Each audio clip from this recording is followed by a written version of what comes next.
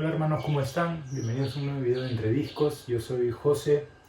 El día de hoy hablaremos sobre el álbum debut de una de mis bandas favoritas, y no es mi favorita. Muchos creen que mi banda favorita de todos los tiempos son los Beatles porque hemos hablado mucho de los Beatles en este canal, y efectivamente es una de mis bandas favoritas, pero, y a mí me ha faltado un poquito hablar sobre esta banda, debo decir, pero mi banda de rock favorita de todos los tiempos es Led Zeppelin. Son estos señores de acá, así que el día de hoy hablaremos de este disco, del debut de Zeppelin, que para muchos está considerado como uno de los mejores debuts de la historia del rock and roll, y yo estoy en parte de acuerdo. Hablaremos un poquito de historia, les contaré acerca de esta edición que tengo aquí, y eso es básicamente. Esperemos no extendernos demasiado. Bien, Led Zeppelin nace hacia el año 68, 67, 68, en que se separan los Yardbirds, banda que tenía Jimmy Page, el guitarrista de Zeppelin, con Jeff Beck. Se separan los Yardbirds y él empieza este proyecto de The New Yardbirds, ¿okay? Contacta con los demás integrantes, con Plant, con Bonham, con Jones, músicos hasta cierto punto ya bastante rankeados dentro del ambiente musical de Londres, de Inglaterra, ¿no es cierto? John, sobre todo, hacía también el mismo trabajo de músico de sesión que hacía Jimmy Page en ese entonces. Recordemos que Jimmy Page tocaba en vivo, desde luego, pero también era músico de sesión en Abbey Road, ¿no es cierto? Y deciden hacer este proyecto, ¿no? Contactan con el señor Peter Grant, que está considerado, y no por las puras, es cierto, está considerado como el quinto Led Zeppelin, porque era el manager, el director, productor ejecutivo de casi todo. Él en realidad era un poco el jefe y el visionario de la banda, con todo lo que no tenía que ver con música, era el señor Peter Grant, ¿no?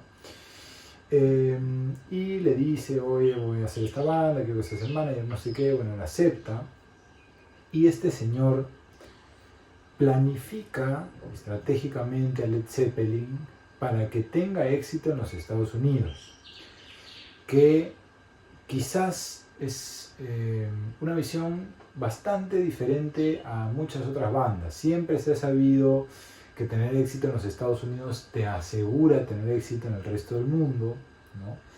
Pero generalmente las bandas planifican primero tener éxito en su localidad, luego tener éxito en su ciudad, luego tener éxito en su país, luego tener éxito en su continente, y luego pensar en los Estados Unidos, ¿no? Pero difícilmente uno graba un disco pensando en los Estados Unidos, o crea una banda pensando en los Estados Unidos, sobre todo para esta época. Con Led Zeppelin sí sucedió eso. Tan es así que el nombre original de la banda iba a ser Led Zeppelin, de Zeppelin principal. Led como lead guitar, ¿no? Lead de primera o principal, ¿no? Sin embargo, esta palabra lead, que en inglés británico se pronuncia led, iba a ser mal pronunciada en los Estados Unidos. Por tanto, a la banda le ponen Led Zeppelin, le quitan la A a la palabra lead y queda como Led Zeppelin para que se pueda pronunciar igual en todos los países. Visiones que quizás la banda a nivel conceptual no hubiese tenido si es que no fuera por el señor Peter Grant. El disco, además, este disco primero, que se va a lanzar hacia el año 69, principios del año 69, primeras semanas del año 69, se lanza primero en los Estados Unidos y se lanza, quiero decir, se graba el álbum sin haber tenido antes un contrato discográfico cerrado. Por lo que la plata viene del señor Jimmy Page y el señor Peter Grant. Ellos invierten en grabar este disco en sesiones que en conjunto tardan aproximadamente 35-36 horas según lo que se tiene estipulado. Y el disco lo mezcla el señor Glyn Jones, que era muy amigo de Jimmy Page y ya venía de trabajar con los Stones durante mucho tiempo, y también venía de trabajar trabajar con los Beatles en el proyecto fallido de Get Back, que luego se iba a convertir en Let It Be. Pero era un ingeniero de grabación, un ingeniero de audio muy involucrado en Abbey Road, en el estudio de Abbey Road. Esto no se graba en Abbey Road, ojo. Bien, se graba hacia el año 68, finalmente se firma el contrato con Atlantic Records y se lanza primero el 13 de enero del año 69, primero en los Estados Unidos y luego en Inglaterra, unos días después, unos 20 días después, el año 31 de enero del año 69. Es el álbum debut de Led Zeppelin, una de las bandas más grandes de todos los tiempos, más icónicas,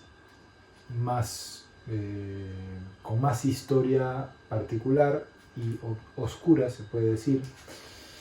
Pero bien, vamos a hablar específicamente de este álbum, ¿sí? Bien, el disco contiene 9 temas, ¿sí?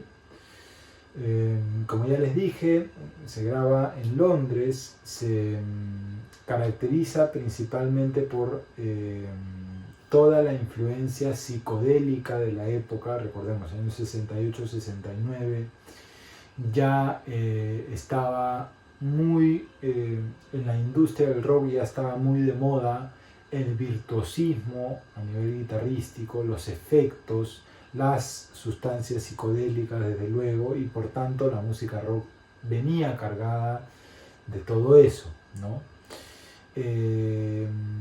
Un sonido mucho más crudo, mucho más duro también, y ya sabemos las influencias, ¿no? El señor Hendrix por un lado, el blues de Clapton, ¿verdad? Cream, toda esta movida de 10 Years After, por ejemplo, de Woodstock y de todo esto que conocemos hacia esta época, digamos. Este disco va a estar cargado de todo eso. ¿Cuál es la gran diferencia entre Led Zeppelin y las demás bandas? Muchos me dirán, posiblemente ninguna. Led Zeppelin, al tener este plan con el señor Peter Grant, supieron ponerse en lo más alto de las listas todo el tiempo y supieron venderse bien como ninguna otra banda de rock lo hacía. Y en parte estoy de acuerdo, pero por otro lado discrepo, y para mí va más desde el lado musical. Entendamos que para este momento estos 4 personajes eran quizás lo mejor que había como instrumentistas en Inglaterra en esa época. Se puede discrepar, muchos me podrán decir otros nombres.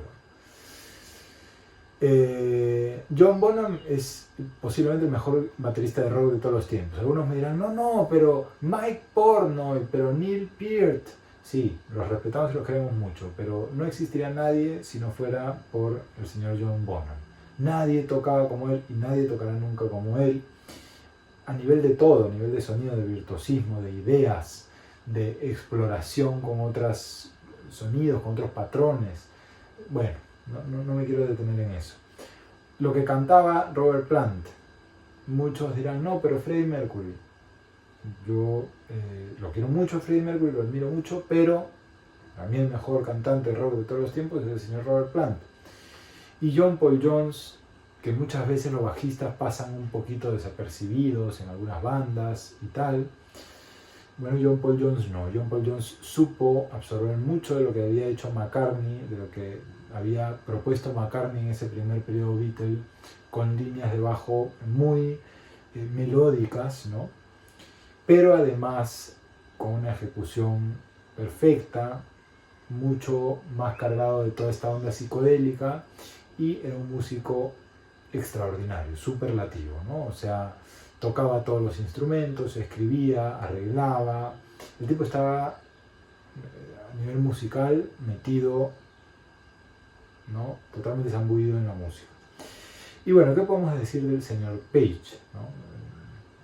Guitarrista que a mucha gente no le gusta porque solía tocar un poco sucio y era muy propenso a la improvisación, y tuvo periodos no tan buenos en vivo, pero era un excelente virtuoso de la guitarra, uno de los nombres más icónicos de la historia del rock and roll, quizás una de las figuras más importantes de la Gibson Les Paul.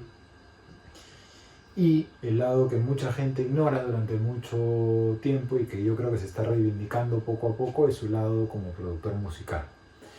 Y en este disco, Jimmy Page como productor va a proponer cosas que se van a seguir utilizando hasta el día de hoy en la producción musical. Técnicas de microfonía, propuestas a nivel sonoro, ¿no? A Page en este disco se le ocurre empezar a grabar con micrófonos ambientales muy de lejos de la batería, por ejemplo, ¿no? O del amplificador de guitarra. Esto actualmente lo llamamos como room, o como grabar el sonido del cuarto, las reverberaciones que van a entrar por ese micrófono, la reverberación natural o lo que mal llamamos eco, ¿no? Los rebotes, cómo ciertas frecuencias resuenan en un determinado lugar a nivel arquitectónico.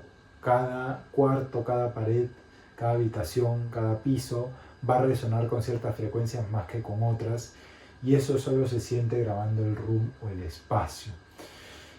Ahora se usa para casi todas las producciones, ¿no? Y se ha utilizado durante más de 50 años gracias al señor Jimmy Page, dentro de esas locuras que se le ocurrían a él en el estudio. Y este disco es uno de los primeros. Es pionero en eso. Es pionero además en ser el primer disco que se lanzó en su totalidad en estéreo. Se graba en estéreo, se mezcla en estéreo. Y si ven por ahí aparecieron algunas ediciones en mono, son fold downs. Es uno de los primeros discos en ir con todo hacia el mercado norteamericano. Vamos con todo a la tecnología estéreo. Bueno, ya para este entonces el estéreo era mucho más común en todo el mundo, no como 5 años atrás del lanzamiento de esto, 6 años atrás del lanzamiento de esto, pero es el primer disco lanzado pensado solamente en estéreo, con las posibilidades que le daba el estéreo, y bueno, que lo escuchen como tengan que escucharlo. Bien, no me voy a meter mucho más a nivel historia con este disco. Vamos a hablar de las canciones, ¿ok? Abre con, ya dijimos, tiene 9 temas este disco. Es un disco, ya les dije, influenciado por el blues, por el rock, por este sonido sobre todo muy bluesero que llega a Londres y que instauran no tanto los Beatles sino más los Rolling Stones, ¿okay? Es más pegado a eso, a Clapton, ¿no? Y a todas estas sonoridades más ruidosas y psicodélicas de la época, ¿no? Good Times, Bad Times, uno de los temas más importantes y uno de los sencillos de este disco, abre el álbum con interpretaciones superlativas del señor John Bonham en el bombo, ¿no? En la batería. Pero es un gran tema de rock con una gran melodía, ¿no es cierto? Luego viene Baby I'm Gonna Leave You, el tema folk o acústico del disco, que en realidad es una canción tradicional, no tan tradicional, bueno, es compuesta por Anne Bredon, ¿okay? En los años 50, y que Page ya había grabado con Joan Baez, ¿okay? Y bueno, la vuelve a grabar aquí con un arreglo nuevo, ¿no es cierto? Después viene You Shook Me, el primer cover del disco, que es una versión de un tema de blues de Willie Dixon. Para los que no han escuchado el disco de Willie Dixon, vayan a escuchar el disco de Willie Dixon, que es gran escuela bluesera, ¿no? Willie Dixon, junto con otros grandes, con Muddy Waters, bueno, con un montón de gente, pero Willie Dixon. Bien, una versión preciosa de You Shook Me, ¿okay? Escrita por el señor Dixon, ya dijimos, y que también había grabado Jeff Beck en el año 68, ¿okay? Y que el arreglo en teoría lo hace Jeff Beck y luego él se queja. Recordemos que, a ver, Page es un genio, pero también es un ratero, ¿no? Eso, yo trato de no concentrarme en eso, pero es la verdad, ¿okay? Y Page, y en esta época era difícil el copyright, los derechos de las cosas, de la propiedad intelectual. Era difícil porque pasaban muchas cosas en el mundo, era difícil que alguien se entere de que existía una canción similar o un arreglo similar en otro lado, en otro país, en otro mundo, en otro continente. Era difícil, ¿no? Entonces, ese es el primer pero del disco es este, ¿no? El arreglo era originalmente de Jeff Beck, pero bueno, un poquito que Page se lo roba, ¿no? Y Charlie decía que eso hacen los genios, yo no sé, pero bueno. Después viene Dazed and Confused, uno de los temas más icónicos de Led Zeppelin y acreditado a Jimmy Page. Y que luego, el año 2010, nos enteramos que no es de Page, que se lo roba al señor Jake Holmes, que lo había escrito el año 67. Desde luego hay una parte creativa de Page en usar el arreglo con la guitarra eléctrica y con el arco del violín y estas distorsiones, y la interpretación es muy buena, pero digamos, no pertenece a él, no es un tema escrito por él, ¿no? O sea, la idea original es de Jake Holmes, y el 2010 le gana una demanda a Page por haberle robado, básicamente, ¿no? Pero bueno, la cara 2 abre con Your Time Is Gonna Come, que es un tema que tiene como característica principal los teclados Hammond, interpretados por John Paul Jones. Después viene quizás el tema más famoso o más icónico de este disco, que es Communication Breakdown, que es un rock muy rápido, a un BPM, a una velocidad muy alta, y que está muy bien logrado. Es un tema muy radiable además, ¿no? Con una melodía muy buena, un coro excelente, Robert Plant cantando increíble, todos en general tocando muy bien. Este es un disco muy bien logrado a nivel interpretativo, se toca muy bien, está muy bien grabado, ¿no? Luego viene I Can't Quit You Baby, que es otro tema, es otro cover de Willie Dixon, otro blues de Willie Dixon, que la verdad es precioso, es increíble lo que suena ese tema, ¿no? Muy bien interpretado, mucho más lento que todos los demás, un blues más lento, más tirado para atrás que los demás temas de este disco, pero que corta muy bien el momento del álbum, ¿no? Y finalmente el disco termina con el tema How Many More Times, ¿okay? Que es un tema un poco improvisado y grabado 100% en vivo en el estudio, ¿no? Sobre la idea original de Howlin' Wolf, otro grande del blues, de un tema que se llamaba How Many More Years, ¿okay? Y bueno, el riff original sí es de Jimmy Page, ¿no? Pero es un poquito un jam, es un poquito una improvisación, ¿verdad? También tiene una sección media bolerística, ese tema, que también es una idea de el señor Jeff Beck. Bueno, este disco está casi todo robado, no, mentira. Hay una identidad acá, y creo que esa es la gran importancia de lo que más debemos rescatar del Led Zeppelin 1, porque entendamos, este no es el Led Zeppelin que vamos a reconocer durante la historia de los anales del rock and roll, ¿verdad? Posiblemente ese Led Zeppelin sea el de Led Zeppelin 4, el de Houses of the Holy, que ya hemos hablado sobre ese disco en este canal y pueden buscar el video. Y recordemos posiblemente más el Led Zeppelin de The Sun Remains the Same en vivo, para algunos el de Physical Graffiti, para algunos el de Presence, que es mi disco favorito de Zeppelin. Recordamos otra imagen de Zeppelin, más no la etapa más bluesera. Sin embargo, ya existe aquí una propuesta a nivel interpretativo de lo que va a ser Led Zeppelin. Tenemos la improvisación como carta principal, como carta de presentación de la banda en How Many More Times.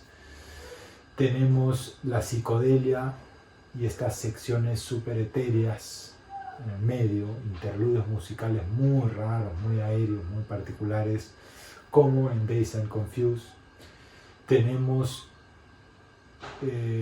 excelencia a nivel musical, interpretativo y de ejecución de todas las personas que participan en este disco, de los 4 individuos, ¿no? Plant convirtiéndose posiblemente en el mejor cantante de rock de todos los tiempos, ¿no? Page en una de las más grandes figuras de la guitarra. Bonham solamente con el track inicial ya propone algo que ningún otro baterista hacía en el momento, ¿no? Y el señor John Paul Jones con una de las solideces y capacidades musicales más claras de la industria de ese momento, en el año 68-69, ¿verdad?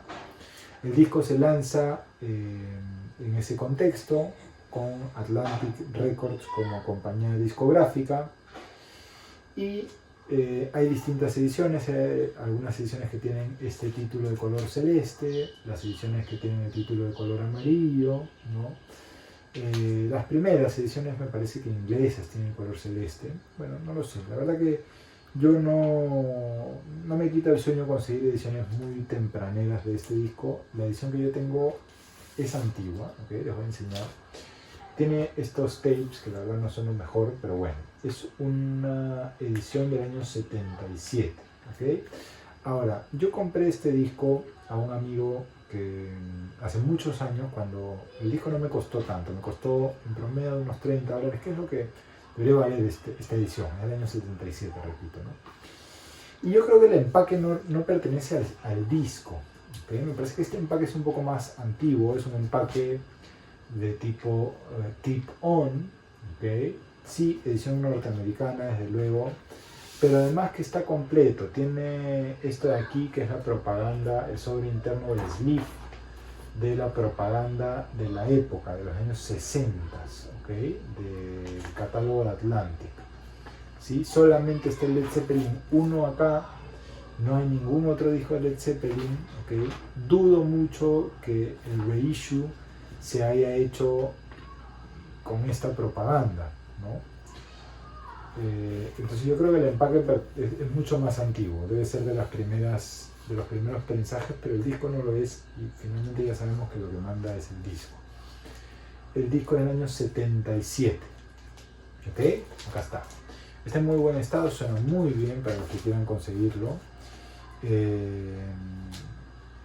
Entonces nada, yo en algún momento pensaba que esta era la primera edición norteamericana de este disco, por el empaque, ¿no? Porque el empaque me da toda esa información, ¿no? Tipo tipón, con la propaganda de la época y tal, pero bueno, el disco parece que no, en Estados Unidos lo llaman Born Together, no nació junto con el empaque, parece que intercambiaron en algún momento esto, deben haber conseguido, quiero decir, esto debe haber sido de algún amigo, de alguna persona coleccionista que consiguió una tapa en mejor estado para una edición, y su edición original del disco estaba muy bien, ¿no? Entonces intercambió las tapas o qué sé yo, viceversa, ¿no? Qué sé yo, no tengo idea. Pero bueno, eso es Led Zeppelin 1, la reedición hecha por el señor Jimmy Page en el año 2000, no sé qué, 2013, 2014 creo, me parece. Está muy bien, suena muy bien, en streaming tiene mucho material extra, así que lo pueden escuchar. Yo ya hice un video un poquito más extenso sobre los remasters últimos de Led Zeppelin, que considero están muy bien, están muy por encima, no sé si de las ediciones originales, posiblemente no, pero es lo mejor a lo que podemos acceder hoy en día y por precios muy económicos. La verdad que son buenos prensajes, buenos cortes, suenan bien, no hay problema, los empaques están bien, así que vayan por eso. Si consiguen en algún momento alguna edición un poquito más antigua también, porque andan muy bien. Ya les digo, esta de 77 no suena como una original seguramente, pero bueno, suena muy bien, 100% analógica, todo lo que todos piden